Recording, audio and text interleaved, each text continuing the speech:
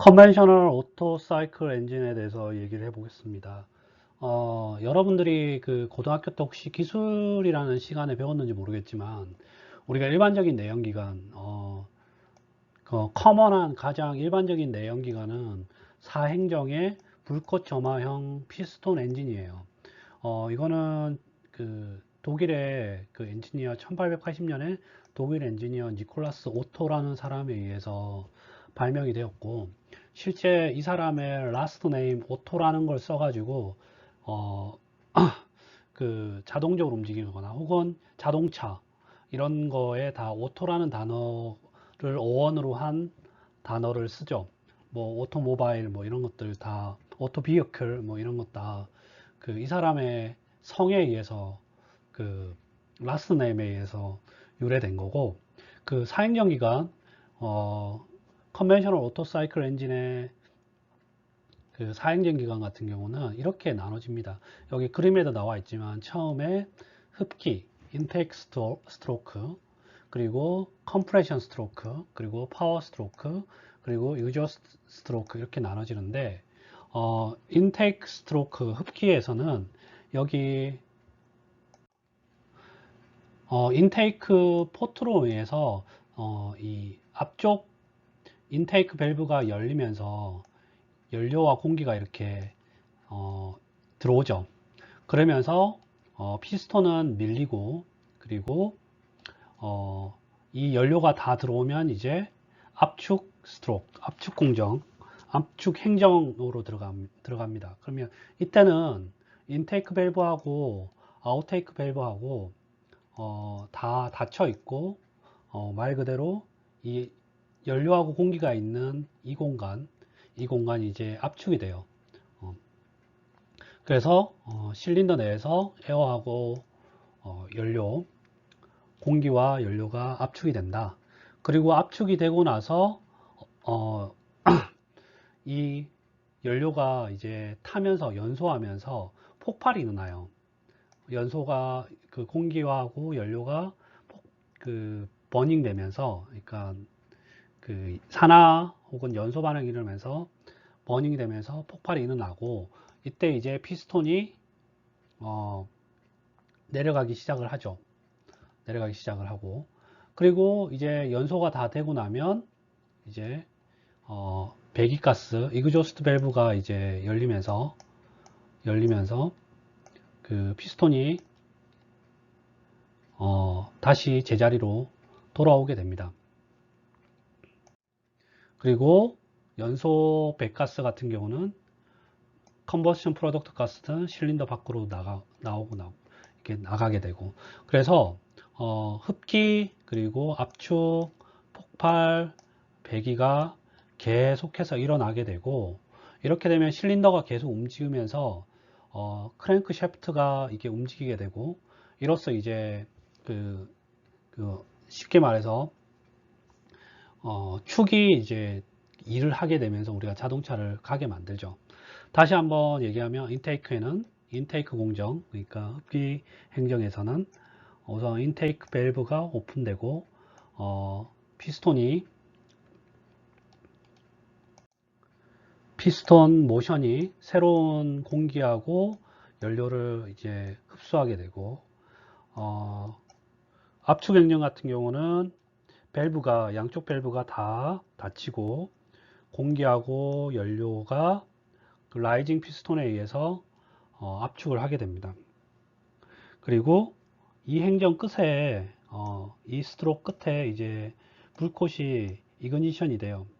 불꽃이 이제 점화가 되고, 파워 행정에서는 이제 이 점화된 불꽃에 의해서 연료하고 공기의 믹스처가 이제 버닝, 그러니까 그 연소하게 되고, 이때 이제 연소를 하게 되면 온도하고 압력이 올라가면서 폭발이 일어나죠. 그러니까 익스펜션 되죠. 팽창이 되죠.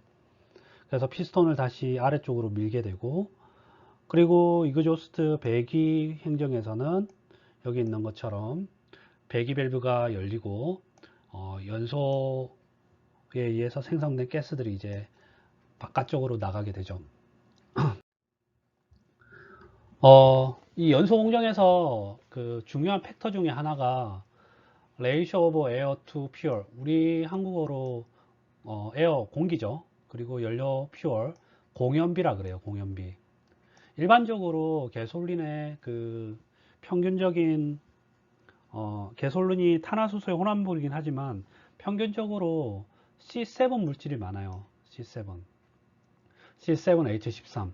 그래서 C7H13 얘네들이 연소를 하려면 스토이키오메트리 산소를 다 맞추다 보면 옥시전이 10.25개가 필요합니다. 그럴 때 이제 CO2가 7개, 물이 6.5개가 배출이 되는데, 근데 우리 일반적으로 연소 공정을 할 때 순수한 산소를 안 쓰죠. 공기를 쓰죠. 공기에는 N2가 섞여 있는데 얼마만큼 섞여 있다? 각 1몰의 옥시전당 N2가 3.76몰 만큼 있죠. 그죠? 그래서 실제로 이제 그 화학 반응을 다시 쓰면 실제 C7H13을 완전히 연소하기 위해서 옥시전은 10.25개가 필요하고 10.25개 옥시전이 있을 때 거기에 21분의 79 해가지고 질소가 38.54개가 있어요. 이렇게 있어요. 그래서 이제 N2는 반응하지 않고 그대로 나오고 뭐 CO2, H2가 7대 6.5 비율로 이렇게 나오죠. 물론 이 화학 반응식에서는 그 나이트로젠이 그 연소에서 NO가 혹은 낙스가 그 되는 거를 무시할 정도로 적다고 생각하고 이렇게 쓸 수가 있죠. 자, 예제 7.6을 봅시다. 화학 양론적 공연비. 문제가 뭐냐면 개솔린이 완전히 연소할 때 공기 대 연료의 비율을 구하라. 그러면 조금 전에 본 것처럼 C7H13이 반응을 할 때, 연소를 할 때 산소는 10.25개, 그리고 N2는 38.54개가 필요하죠. 그러면 1몰 C7H13 이거를 이제 분자량으로 고려를 해가지고 계산하면 97g이에요. 97g. 그리고 옥시전 10.25개는 몇 g이냐? 328g이야. 그리고 N2는 N2 38.54몰은 1079g이거든. 그러면 1몰에 C7H13이 연소를 하려면, 그러니까 97g의 C7H13이 연소를 하려면 공기가 328 플러스 1079g, 그러니까 옥시전하고 N2가 있는 이 정도가 필요하죠. 그래서 공연비가 공기가 328 플러스 1079g, 퓨얼이 97g 해가지고 14.5g이야. 그래서 화학 양론적 공연비, 공기 연료 비율이 14.5가 필요해요. 실제로 실제 공연비에서 예를 들어서 공연비가 14.5보다 작다. 그러면 화학 양론적으로 에어가 옥시전이 더 적다는 얘기지. 그러면 이런 거를 리치하다 그래. 리치. 이게 리치하다는 의미는 혼합물 중에 연료가 과잉으로 있어서 과잉 혼합물이라고 합니다. 그래서 이 경우는 옥시전이 부족해요. 그래서 컨버션 연소의 온도를 낮출 수가 있고 동시에 온도가 높지 않으니까 낙스의 발생량도 줄일 수가 있어. 하지만 반대의 경우 에어를 더 많이 쓸 경우 공연비가 14.5보다 클 때 이때는 이제 린이라 그래. 린 조건, 희박 혼합물 조건. 공기에 비해서 연료가 적다. 그래서 이런 경우가 림번 엔진. 우리 그 자동차 광고할 때 림번 엔진 이런 거 옛날에 좀 얘기를 했는데 한번 들어봤는지 모르겠네요. 근데 이렇게 공기가 많으면 좋은 점이 뭐냐면 CO하고 하이드로카본의 탄화수소의 발생량을 줄일 수가 있어요. 배출가스 내에서. 왜냐하면 공기가 많다는 얘기는 당연히 불완전 연소의 가능성이 줄어들고 연소가 좀 더 많이 잘 일어날 수 있는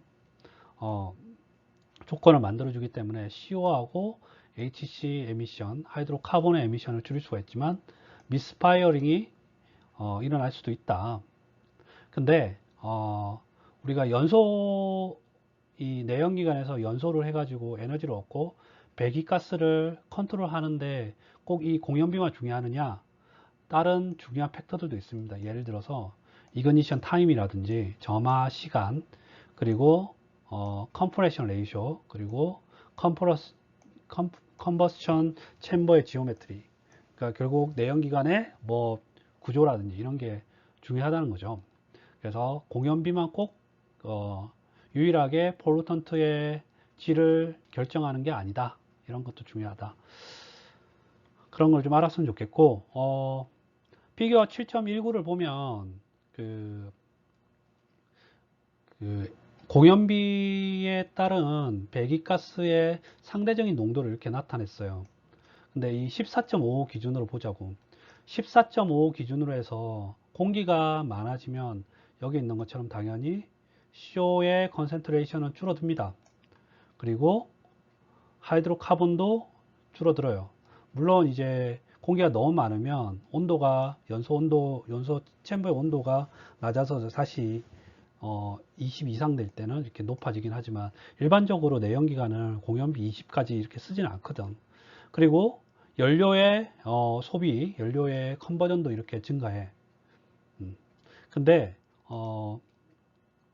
공연비가 높아지면 안 좋아지는 게 뭐냐? 결국 파워가 이렇게 낮아지거든. 그리고 공연비 14점 혹은 15 근처에서 스토이키메트리 이 스토이키메트리 공연비 근처에서 낙스가 이렇게 최대한 발생을 하게 돼요. 낙스가. 그러니까 그 공연비가 너무 높으면 반응기 온도가 또 낮아지는 효과가 나타나요. 그래서 반응기 온도가 낮아지니까 당연히 낙스를 다시 줄이긴 하지만 하이드로카본도 좀 다시 최적점은 아니고, 그래서 퓨어 컨섬션도 최적이 이 공연비보다 약간 높은 린 조건, 이 조건이야. 자, 투 스트로크 엔진에 대해서 2단 행정기관에서 대해서 얘기를 해봅시다. 2단 행정기관은 주로 여러분들이 그 부모님이 타지 말라는 오토바이에서 채택하는 행정기관이에요. 그래서 일반적인 사행정기관에 비해서 얘네들은 파워를 그 크랭크 샤프트에 바로 전달할 수 있게끔 해요.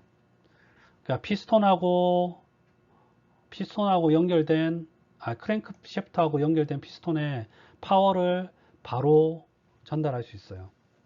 그래서 가장 큰 단점은 가장 큰 다른 점은 사행정 기관하고 가장 큰 다른 점은 흡입하고 압축이 합쳐져 있고, 그리고 파워 스트로크하고 이그조스 스트로크, 폭발 행정하고 배기 행정이 또 이렇게 합쳐져 있어요. 여기 보면 알겠지만 이 그림 7-20을 보면 알겠지만 이 퓨어하고 에어의 믹스처가 크랭크 샤프트가 있는 공간으로 바로 들어갑니다. 바로. 그래서 이때 흡입하고 압축이 같이 일어나고, 그리고 다시 이 피스톤이 내려오면서 퓨어하고 에어의 믹스처가 연소가 일어나는 점화 스위치가 있는 연소가 일어나는 이 위쪽 공정에서 그 전달이 돼 가지고 그 폭발이 일어나고, 폭발과 동시에 이 배기로 바로 빠져요. 그러면 이거의 장점은 뭐냐면 그 투 사이클 엔진 같은 경우는 사이즈에 비해서 많은 힘을 바로 직접적으로 실린더에 제공을 하고 크랭크 샤프트가 이렇게 전달을 해. 그래서 실제 사행정 기관보다 파워가 좋아. 근데 문제점은 뭐냐면 여기 보면 알겠지만 연소가 안 된 애들도 이 폭발 공정 이후에 바로 나올 수 있기 때문에 그 오염 물질이 더 많이 배출될 수가 있어요. 사행령 기간에 비해서. 그래서 장점은 뭐냐면 파워를 더 많은 동력을 전달할 수 있다. 하지만 오염 물질이 많이 배출된다. 그래서 오토바이 타는 거 보면 오토바이를 갑자기 가속을 시키거나 스타트업 할 때 하얀색 혹은 검은색 그 연기가 배기가스 확 나오죠. 웅 하면서. 그죠? 근데 자동차는 안 그렇잖아. 가솔린 자동차는 안 그렇거든. 근데 자동차나 오토바이나 똑같은 휘발유를 넣어. 근데 똑같은 휘발유를 넣는데 단위 휘발유당 배기가스 중에 오염 물질은 오토바이가 훨씬 더 많아요. 훨씬 더. 아시겠죠? 그걸 알고 있으면 되고. 자, 디젤 엔진. 디젤 엔진. 디젤 엔진. 그, 디젤 엔진은 똑같이 점화 기반의, 스파크 점화 기반의 엔진이고, 차이점은 그냥 연료로서 가솔린이 아니라 디젤을 쓴다는 거예요. 그래서 이것도 내연기관이고, 연료를 그냥 디젤을 쓴다는 거예요. 근데 디젤 엔진은 그 압축 레이쇼가 좋아요. 다시 한번 얘기를 하면 디젤 엔진은 압축 레이쇼가 좋다. 근데 이 압축 레이쇼가 좋다는 얘기는 그 연소가 높은 온도에서 일어난다는 얘기거든. 그래서 연소가 높은 온도에서 일어나기 때문에 연소가 높은 온도에서 일어나면 어, 뭐가 문제냐면 낙스 같은 유해 물질들을 어, 그 더 많이 배출한다는 게 문제긴 해. 그리고 이 디젤 압축이 많이 된 디젤 연료를 연소를 시키려면 당연히 산소가 많은 굉장히 베리 린한 상태에서 연소가 일어나야 되고, 산소가 많다는 얘기는 그만큼 이걸 다 연소를 시키려면 온도가 높아야 되고, 그러려면 낙스가 또 많이 발생할 수 있다는 얘기지. 그리고 대신에 디젤 차 같은 경우가, 디젤 자동차가 연비가 좋아요. 단위 킬로그램, 단위 리터 연료당 연료 효율이 좋아. 그 말은 그 더 긴 거리를 더 롱 디스턴스를 운전할 수 있다는 얘기죠. 자, 뭐 여기 있는 것처럼 디젤의 장점. 디젤의 장점은 높은 온도에서 연소를 하기 때문에 하이드로카본이나 카본 다이옥사이드 에미션이 적습니다. 그리고 림번 조건에서 연소를 하기 때문에 하이드로카본하고 CO의 에미션이 적어. 하지만 아까도 얘기했지만 림번 조건이고, 그리고 압축률이 좋기 때문에 높은 온도에서 연소가 일어나고, 그러니까 기본적으로 가솔린보다 높은 온도에서 연소가 일어나기 때문에 낙스 이미션이 높아요. 그리고 그 디젤이 그러니까 그 탄소로 만들어진 수트 입자를 좀 많이 발생을 시켜. 이게 항상 그 우리가 미세먼지 얘기할 때 디젤 자동차, 디젤 연료가 문제라고 하는 게 이 두 개거든. 낙스하고 수트 파티클. 그래서 단점은 낙스하고 카보니셔스 수트 파티클을 만든다는 거. 그래서 최근에는 우리 서울시에서도 그 오래된 경유, 그러니까 디젤 자동차를 제재를 하죠. 제재를 해. 그리고 뭐 이거는 캘리포니아 에어리소스 보드에서 70% 이상의 공기로 인한 그 암 환자가 거의 대부분 디젤 파리클 매럴, 그러니까 디젤 연료의 입자상 오염 물질하고 낙스하고 뭐 이런 거의 문제라고 합니다. 자, 그러면 자동차에서 이제 배출 제어를 어떻게 하느냐? 자동차의 배출은 계속 얘기하겠지만 그 연소에 의한 배기가스, 그리고 연료의 증발, 연료의 에바포레이션, 의해서 나타납니다. 그리고 자동차 연소 혹은 자동차 배기가스의 가장 큰 세 가지가 여기 나와 있는 것처럼 CO, 하이드로카본, 낙스인데 가장 그 배기가스를 제어하는 방법 중에 자동차 회사에서 이 클린에어 액트를 그 만족시키기 위해서 쓰는 방법이 가장 페이버러블한 방법이 3-way 카탈리틱 컨버터, 3원 촉매 전환기, 뭐 이렇게 얘기를 할 수 있는데 3원 촉매 장치, 이걸 사용을 해가지고 CO, 하이드로카본, 낙스를 제어를 해요. 그리고 이 왜 3웨이라 쓰냐면 제거해야 될 게 3개라서 그래.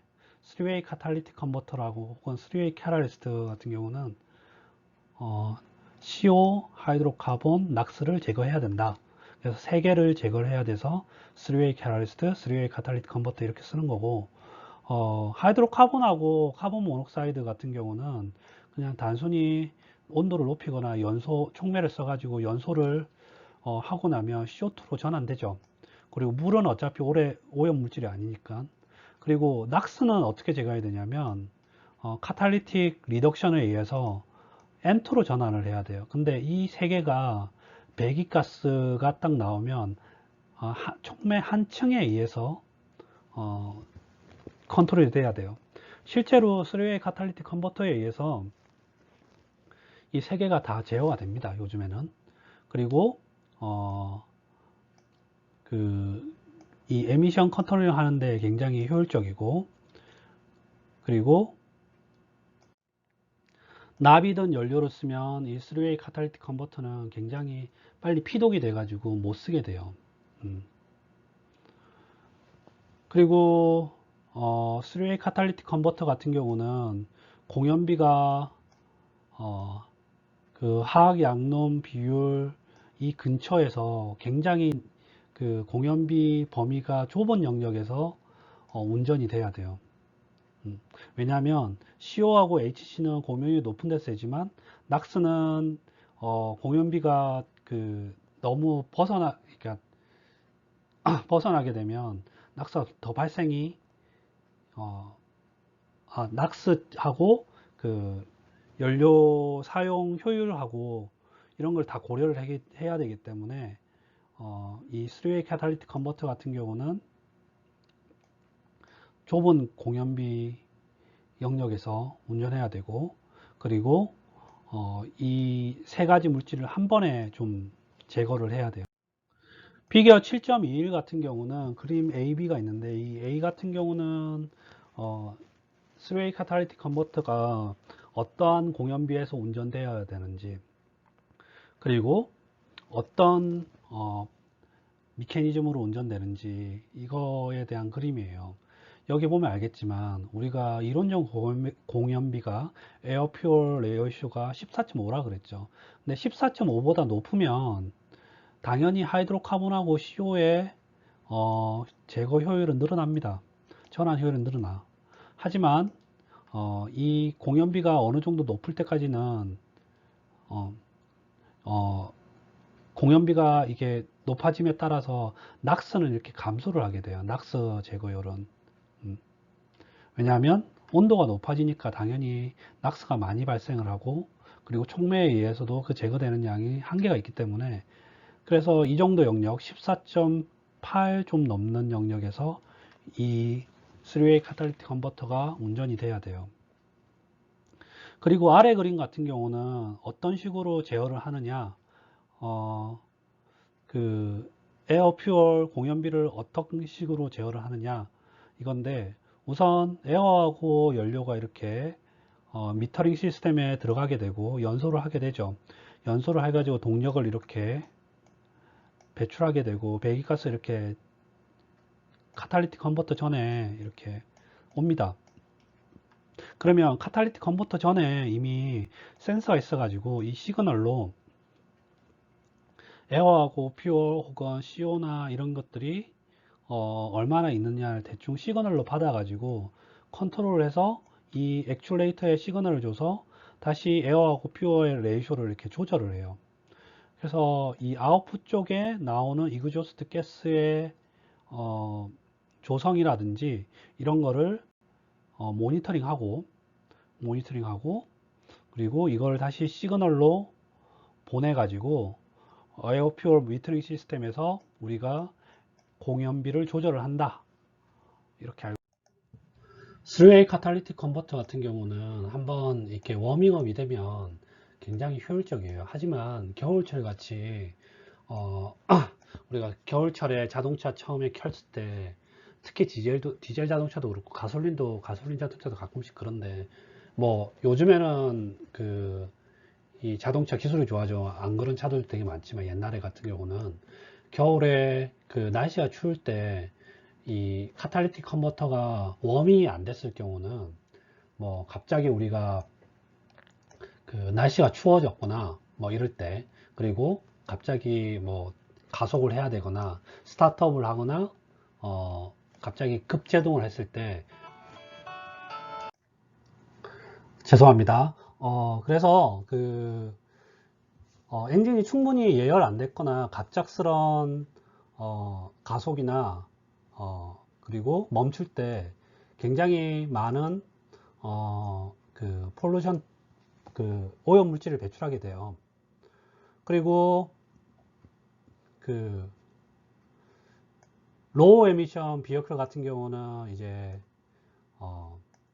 세퍼레이트 형태로 된 카탈리틱 컨버터를 쓰게 돼 있고, 그래서 이럴 때 이제 스타트업 에미션을 좀 조절을 합니다. 보통 스타트업을 할 때 탄화수소나 불완전 연소된 탄화수소나 불완전 연소된 믹스처가 나와요. 그래서 이거를 뭐 세퍼레이트 된 카탈리틱 컨버터를 위해서 제거를 한다거나 이런 일을 이렇게 제어를 하고, 그리고 카탈리틱 컨버터에서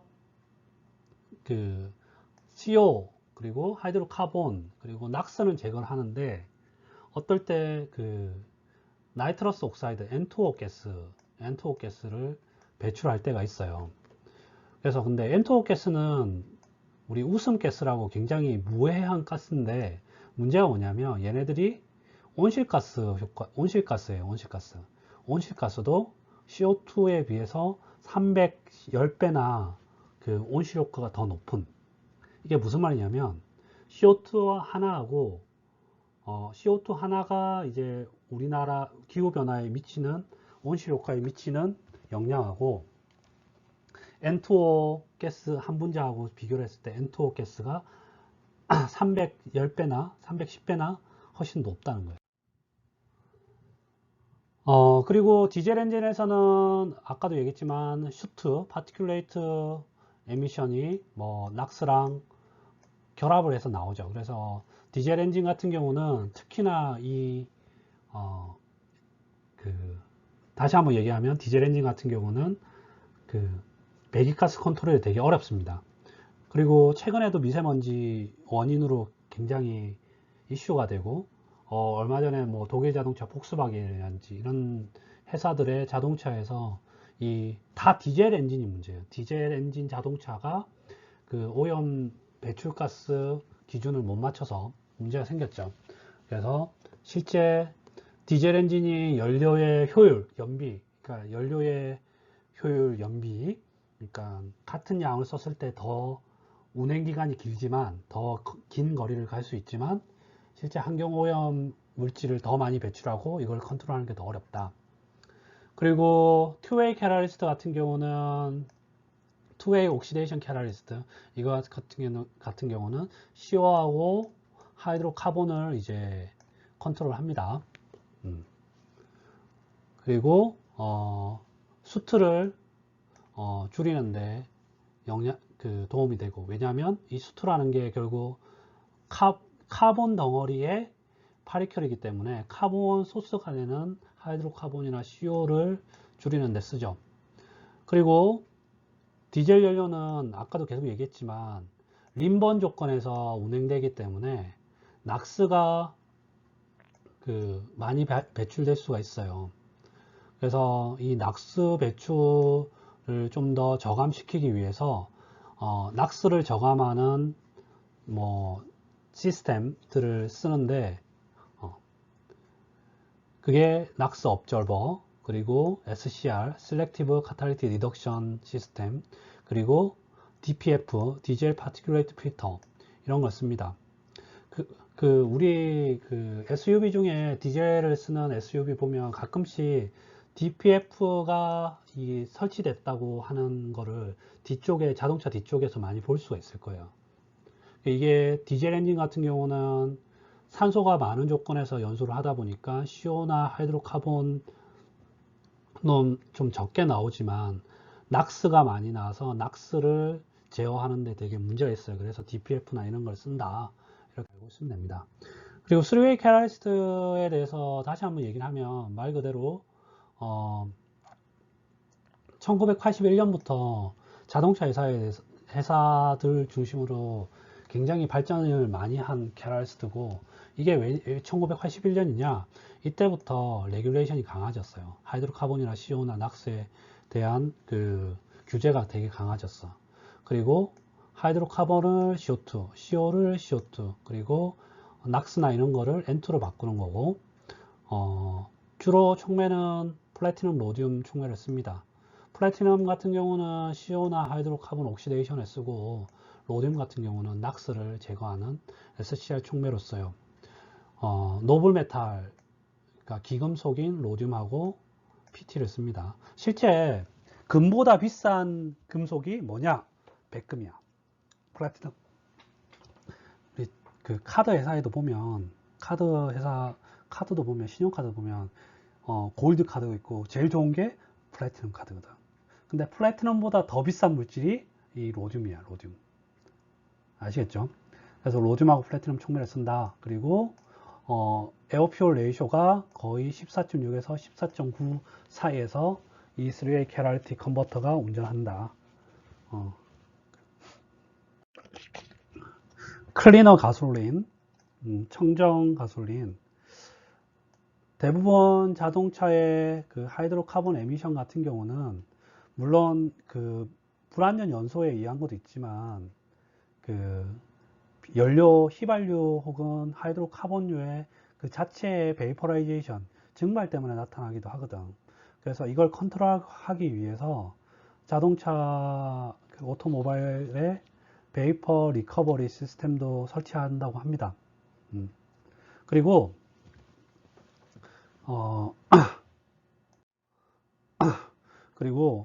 CO 에미션 레벨을 좀 줄이기 위해서 연료에 산소가 좀 있는 물질들을 섞어서 사용하기도 한대요. 그래서 2% 정도를 산소가 있는 하이드로카본 케미컬. 그게 뭐가 있느냐? 뭐 여기 있는 것처럼 옥시저네이티드 퓨얼 종류 하나로 에탄올하고 MTBE, 메틸 터셔리 부틸 이서 이걸 쓰기도 한다고 합니다. MTBE 같은 경우는 워러 솔로블하고 하지만 바이오디그레이더블 하지는 않대요. 그래서 EPA에서 MTBE 사용을 좀 레슬링을 하고 있다고 합니다. 그리고 또 다른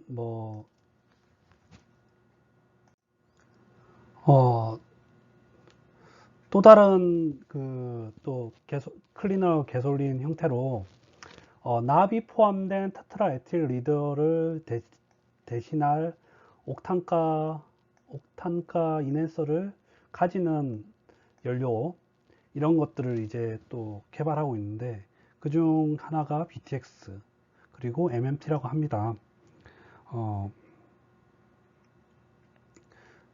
다시 한번 얘기를 하면 가솔린에 대한 또 다른 논의로 포에틸 납을 대체할 옥탄가 향상 물질, 이런 걸로 이제 BTX나 MMT 이런 거를 고려하고 있다. 대체 연료, 대체 연료. 뭐 심플합니다. 대체 연료로 에탄올, 메탄올 이런 게 고려되고 있다. 그런 걸 알고 있으면 되고, 특히 에탄올 같은 경우는 산소가 포함된 옥시저네이트 퓨얼로서 CO의 에미션을 줄일 수가 있고, 이런 경우 개솔린하고 섞어서 되게 많이 쓴다고 합니다.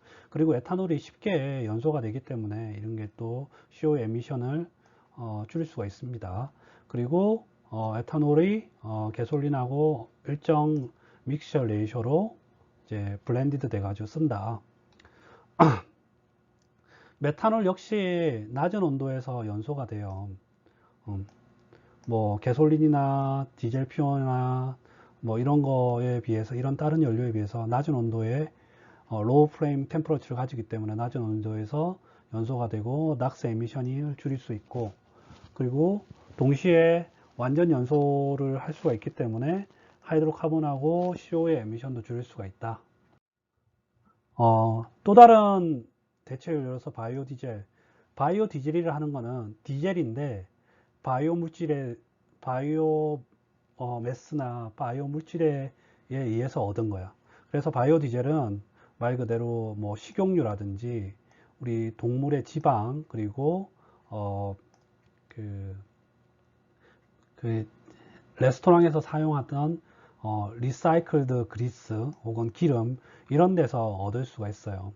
그리고 바이오 디젤은 말 그대로 이런 베지터블 오일, 애니멀 팻으로부터 얻었기 때문에 생물학적으로 분해가 가능하고, 그리고 도메스틱 리뉴어블 에너지 퓨얼이에요. 그리고 바이오 디젤 같은 경우는 어떻게 생산되느냐, 이런 베지터블 오일이나 폐식용유나 애니멀 팻으로부터 팻을 트랜스어 에스트리피케이션을 시키면 바이오 디젤을 얻고 부산물로 글리세린을 얻는다. 글리세린을 얻는다. 그리고 이 모든 게 촉매 공정이다. 이런 거를 알고 있으면 됩니다. 촉매 반응 공정이다. 이런 걸 알고 있으면 돼요. 그리고 CNG, 컴프레스드 내추럴 가스. CNG 같은 경우는 클린 퓨얼이죠. 말 그대로 내추럴 가스를 내추럴 가스, 천연 가스를 압축한 형태야. 그리고 에미션, 유해가스 에미션이 굉장히 적습니다. 그 유해가스 에미션이 적다는 얘기는 하이드로카본이나 카본 모녹사이드나 파티큘레이트 매러나 뭐 이런 톡식한 물질들이 굉장히 적게 배출된다. 실제로 그 우리나라에서도 CNG 버스라고 천연가스를 압축한 연료통을 들고 다니는, 연료통을 장착해 다니는 시내버스들 있죠. 그래서 CNG 버스. LPG, 페트로늄, 리퀴드 파이드 페트로늄 가스.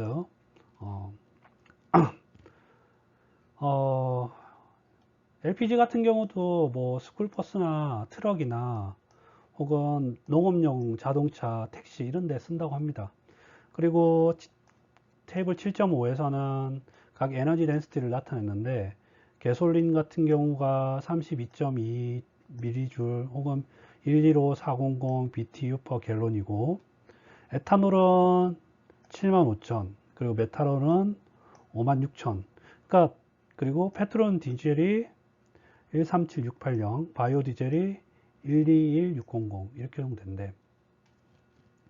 근데 가솔린 기준으로 했을 때 에탄올이나 메탄올은 여전히 그 열량이 적기 때문에, 에너지 덴시티가 적기 때문에 여전히 좀 사용하는데 무리가 있고, 바이오 디젤 같은 경우는 높긴 한데, 이게 바이오 디젤이라는 게 바이오 물질 혹은 폐식용유, 베지터블 오일, 애니멀 팻으로부터 얻기 때문에 연료의 질이 균일하지가 못해. 그래서 이 바이오 디젤을 메인 연료로는 못 쓰고 좀 첨가하는 정도. 그래서 실제로 바이오 디젤을 넣는 디젤 자동차를 보면 실제 페트로늄 디젤에다가 바이오 디젤을 뭐 한 3% 내지 5%를 섞는 이 정도 수준에서 지금 쓰이고 있어요.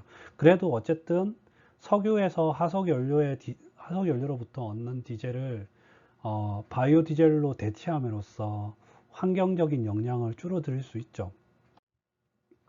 자, 예제 7.6은 여러분들이 한번 풀어보시기 바랍니다. 자, 이제 전기 자동차에 대해서 얘기를 해봅시다. 뭐 지금 계속 얘기를 하고 있지만 뭐 배기가스 문제라든지 자동차라 전기 자동차 뭐 대체 기술 이런 거는 아직은 지금 실현되고 있는 기술이긴 하지만 여전히 뭐 한 몇 년 후에 미래 기술이기 때문에 거의 여러분들이 책을 보고 혹은 수업 자료를 보고 읽어보면 되게 쉽게 이해가 되는 내용들이에요. 자, 그래서 미래차, 뭐 지금은 미래차는 아니죠. 근데 이 책이 써질 때는 미래차라고 합니다. 하이브리드 일렉트릭 비클 HEV라 그러고 HEV 같은 경우는 내연기관하고 온보드 일렉트릭 파워 시스템하고 같이 있는 경우를 HEV라 그러는데 우리가 요즘 자동차 얘기할 때 하이브리드 뭐 자동차 뭐 이런 거 얘기할 때 다 이거 여기에 해당합니다. 하이브리드 일렉트릭 비클. 그래서 내연기관도 있고 배터리도 있어가지고 배터리로 모터로 자동차 운전되기도 하고 내연기관에 의해서 자동차 운전되기도 하고 그리고 이 HEV에서는 두 가지 시스템이 있는데 시리얼 디자인이 있고 패러럴 디자인이 있어요. 그래서 시리얼 디자인 같은 경우는 내연기관이 IC가 인터널 컨버스션 엔진이 파워를 생성시키고 이 파워를 다 제너레이터에 바로 전기를 제너레이션 하고 이 전기로 모터를 돌리는 그래서 엔진이 인터널 그 내연기관이 그 자동차를 움직이는 데 있어서 직접적으로 구동하게끔 하지를 않아요.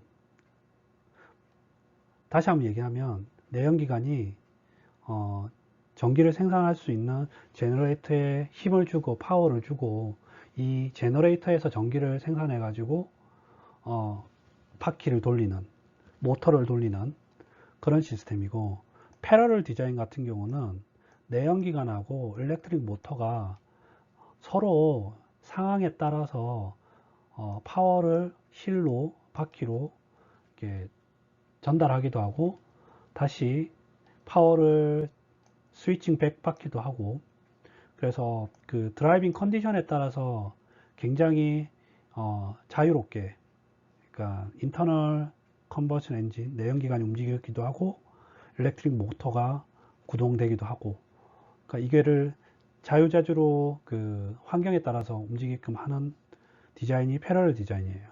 근데 지금 현재 나오는 모든 HEV 하이브리드 자동차는 여기 있는 것처럼 패러럴 디자인이다. 모든 자동차가 패러럴 디자인이라고 생각하면 돼요. 자, 피겨 7.23 패러럴 HEV의 그 운행 모드에 대해서 좀 봅시다. 우선 그 항속이라 그러죠. 크루징 모드에서 자동차 보면 알겠지만 일정 속도로 계속 달리고 있다고 했을 때 여기 있는 것처럼 내연기관하고 모터가 이렇게 있다고 생각을 합시다. 모터 제너레이터. 그러면 이 내연기관하고 모터하고 내연기관이 이렇게 힘을 파워 스플리팅 디바이스 이렇게 주고 자동차를 움직입니다. 그리고 이거 여기서 또 운전을 하기 때문에 이 힘이 제너레이터에 가가지고 배터리 충전도 이렇게 돼. 그래서 배터리가 어느 정도 차징도 되고 다시 이게 모터로 가가지고 내연기관이 잠깐 쉴 때는 이 모터에서 자동차를 움직일 수 있게끔 하고 그리고 굉장히 느리게 운전될 때는 도심이나 이런 데 느리게 운전될 때는 내연기관을 안 쓰고 여기 있는 배터리에서 이렇게 에너지를 가져와 가지고 파워 스플리팅 모터에 의해서 이 자동차를 움직여요.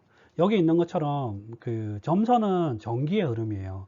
그리고 실선은 파워의 흐름이고 그리고 디엑셀레이션이나 브레이킹을 할 때는 어떻게 되느냐 그 속도를 줄이거나 브레이킹을 받으면 이 파워 스플리팅 모드로 힘이 전달되고 이게 다시 모터를 통해서 배터리에 전기가 저장이 돼.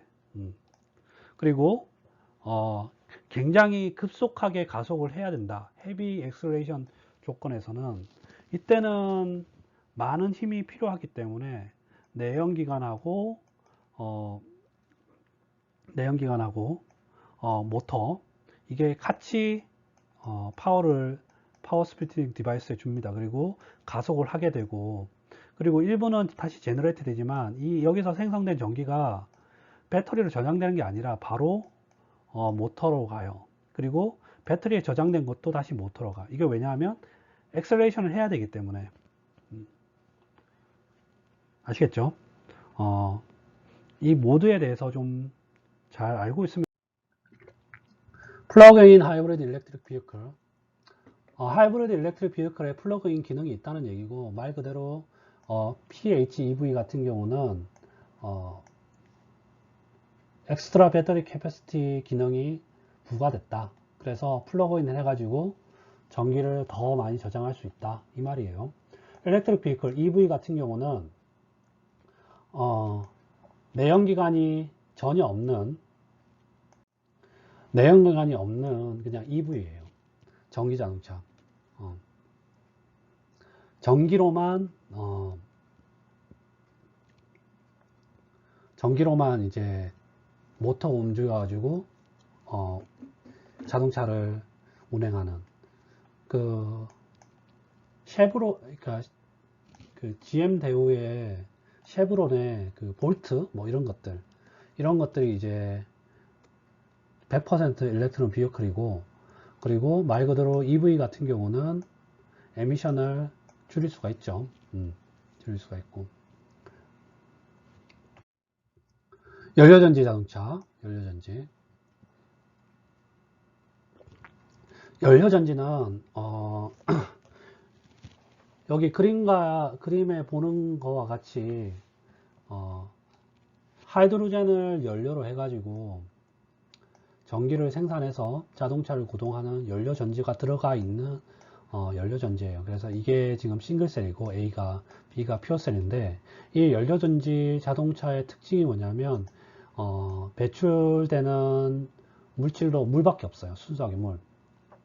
그리고 수소를 연료로 쓰는 우리 그 현대자동차에서 개발한 렉소 같은 자동차, 이걸 연료전지 자동차인데, 이 연료전지 자동차 같은 경우는 이 어떤 형태의 연료전지가 들어있냐면 프로톤 익스체인지 멤브레인 퓨어셀, PEM 퓨어셀이라고 그래요. 혹은 폴리머 일렉트로이드 멤브레인 퓨어셀이라고도 합니다. 이 PEM 퓨어셀이 있고, 이 연료전지에 보면 이 하얀색이 멤브레인이에요. PEM, 프로톤 익스체인지 멤브레인 혹은 폴리머 일렉트로이드 멤브레인이고, 왼쪽이 수소가 들어가는 쪽이 에노드, 산소가 들어가는 게 캐소드예요. 그래서 수소가 들어가는 쪽에 수소 산화 반응이 일어나고, 수소 산화된 프로톤이 이 멤브레인을 통해서 이동하게 되고, 캐소드 쪽에서는 산소하고 이동된 수소하고 외부 서킷으로 이렇게 전달되는 일렉트론하고 반응을 해서 물만 생성돼. 그래서 결론적으로 오버롤 리액션 같은 경우는 수소하고 산소가 반응해서 물만 발생을 해요. 여기 있는 것처럼 펜 퓨어셀 같은 경우는 포러스 가스 디퓨전 레이어하고 일렉트로드가 있는 포러스 가스 디퓨전 일렉트로드가 멤브레인에 의해서 양쪽으로 에노드, 캐소드 나눠져 있습니다. 그리고 이 멤브레인은 포지티브 프로톤 이온, 포지티브 하이드로젠 이온을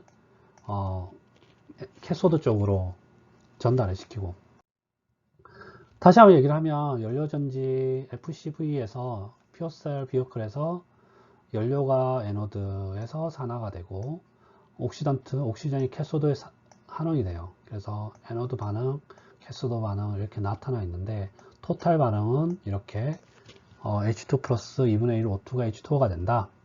그리고 연료전지는 연료의 케미컬 에너지를 전기의 에너지로 바꾸는 어떻게 보면 발전 시스템이에요. 우리 발전소도 석탄의 하석 연료의 화학 에너지를 전기 에너지로 바꾸는 거죠. 연료전도 동일하다고 생각하면 됩니다. 그리고 물밖에 생산 안 하기 때문에 environmentally friendly한 에너지 제너레이션 시스템이고, 에너지 컨버전에서 효율이 높고 파워 덴시티가 높다고 알려져 있어요. 물론 여기 보면 피겨 7.27에서 전기를 쓰는 전기망을 그리드라 그래. 근데 그리드 일렉트리시티에서 이제 그 배터리 자동차를 썼을 때, 그리고 연료전지 자동차를 썼을 때 효율이 뭐 배터리 차징하고 디스차징하고 이거 다이렉트리 쓰기 때문에 86%고, 연료전지 자동차는 전기로 인해서 수소를 전기분해 해가지고 수소를 컴프레션 해가지고 연료전지 쓰기 때문에 뭐 25%라 그러는데, 실제로 꼭 이렇게만 따질 수가 없는 게, 우리가 이 수소를 얻는 방법 중에 다양한 방법들이 있어요. 지금은 그 물을 분해해 가지고 물 전기 분해해 가지고 얻는 수소 값이 되게 비싸요. 그렇기 때문에 지금 여기 책에서는 경쟁력이 없는 것처럼 나타나 있긴 하지만, 지금은 아니에요. 지금은 부생수소도 있고 수소가 되게 수소를 얻을 수 있는, 값싸게 얻을 수 있는 방법들이 있거든. 그래서 지금 현재는 그리고 전기 자동차의 또 문제가 뭐냐면, 배터리는 여러분들 핸드폰 써서 알겠지만, 배터리는 어느 정도 몇 년 쓰고 나면 이 배터리의 수명이 확 줄죠. 근데 이 연료전지는 그런 게 좀 덜하거든. 안정성이나 이런 것 때문에. 그래서 꼭 이렇게 86%, 25%라고 해도 이걸로 비교할 수 있는 게 아니다. 뭐 여러 가지를 고려해야 된다 라고 좀 생각을 했으면 좋겠고, 그리고 이 그림 같은 경우는 well to wheel greenhouse gas emission이라고, 이 말은 뭐냐면, well이라는 거는 유전을 말해요. 유전으로부터 바퀴까지 이 연료의 사용과 연료의 효율을 따져가지고 CO2, 온실가스가 어떻게 배출되느냐, 이거에 대해서 설명해 놓은 건데, 뭐 25 mpg 칸은 450 마일당 450 그람의 CO2를 배출하고, 뭐 50 mpg는 그 반 정도, PHV는 좀 더 적고, 연료전지는 한 250 정도, EV는 한 150 정도 한다고 하는데, 이게 아직까지 논란이 되게 많습니다. 어느 게 더 효율적인가? 예를 들어서 HEV가 더 효율적인가, EV가 효율적인가, FCV가 효율적인가, 이거 뭐 PHV가 효율적인가, 이거는 아직까지 논란이 되게 많아요. 왜냐하면 CO2가 적게 발생한다 그래도 자동차가 막 2억 하면 살 거냐고. 자동차가 2억이면 안 사겠죠. 그러니까 이런 문제들이 있어요. 그러니까 기술력은 있어도 그 기술의 경제성이라든지 실제 그 인프라와 관련해서 효용성이라든지 이런 거는 다르기 때문에 이렇게 꼭 비교할 수는 없다라는 거를 좀 알았으면 좋겠어요. 참고하시면 될 것 같고, 피겨 7.29는 그 태양빛이 굉장히 좋은 그 지역에서 그 전기차로 충전을 하고, 그러니까 솔라셀로, 그러니까 태양전지로 전기를 만들고 그걸 충전을 하고, 낮 시간에는 전기를 우리가 축적하고 밤 시간에는 전기를 쓰는, 광량이 많은 지역에서 태양전지를 이용해 가지고 뭐 1년에 10,000마일 이상 운전할 수 있는 뭐 전기를 생산하고, 나머지는 다시 저장하고, 뭐 이런 거에 대한 개념이에요. 여기 있는 것처럼 차고가 있는데, 이렇게 태양전지, 우리 그 뭐라고 있나, 공대도 있죠. 공대 옥상에 보면 파란색 혹은 하늘색 패널이 있는데 이게 다 태양전지거든. 그래서 이 포토볼테닉으로 낮 시간 동안 전기를 만들어 가지고 이렇게 자동차를 충전을 하고, 그리고 낮 시간 동안 충전된 거를 이제 낮 시간 동안 충전된 거를 전기를 팔고, 그리고 남은 걸로 이제 밤 동안에 자동차에 충전을 하고, 뭐 이런 개념들. 그래서 실제로 태양광 기술로, 솔라셀 태양전지 기술로 자동차를 운전할 수 있고 전기를 쓸 수 있게끔, 지금 우리나라도 아파트 단지에 보면 가끔씩 개인 태양 솔라 패널을 달아 가지고 전기를 생산하고 그 전기로 그 전기를 쓰는 사람들도 있죠. 아마 여기 이 수업을 듣는 학생들 중에서도 자기 집에 솔라 패널을 설치를 해가지고 전기세를 아끼는 경우도 있을 거라고 생각합니다.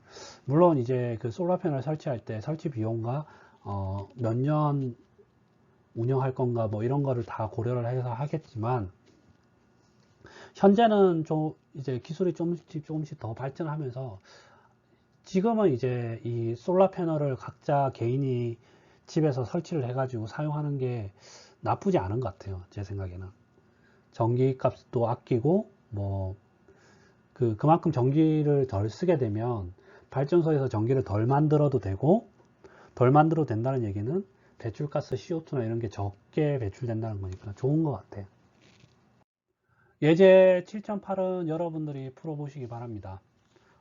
책을 보고 혹은 이 수업 자료를 보고 쭉 읽어보면 쉽게 풀 수 있을 거라고 생각합니다.